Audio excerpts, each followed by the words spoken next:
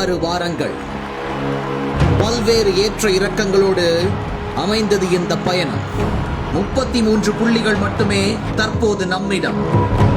ஆடிய 15இல் வென்றது 5இல் மட்டுமே.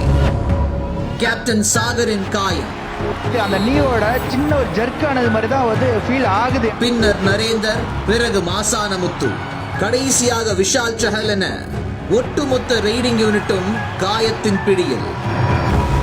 இது போதாதென்று சச்சின் மற்றும் ரஞ்சித் இழந்த ஃபார்மை மீட்டெடுக்க முயற்சித்து வருகின்றனர். ஒரு ரன்னிங் ஹேட், பிரில்லியன்ட் சச்சின். தன்னந்தனியாக தனி ஒருவனாக மொயின் ஷெஃபாகி போராடி வருகிறார். ஷெஃபாகியோட முயற்சி தான் இப்போதைக்கு பாயிண்ட்ஸா மாறிக்கிட்டு இருக்கு.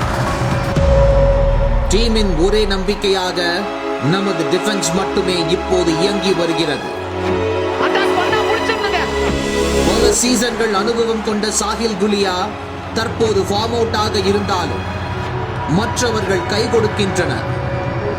கரை புரண்டோடும் வெள்ளத்தை கட்டுப்படுத்தும் முயற்சியில் நமது சேரா அண்ணா. மாற்றத்திற்கான மாயச்சாவி அவரிடம்தான் உள்ளது. சத்ரபதி சிவாஜி மகாராஜின் கோட்டையிலாவது நமது கொடியேறுமா?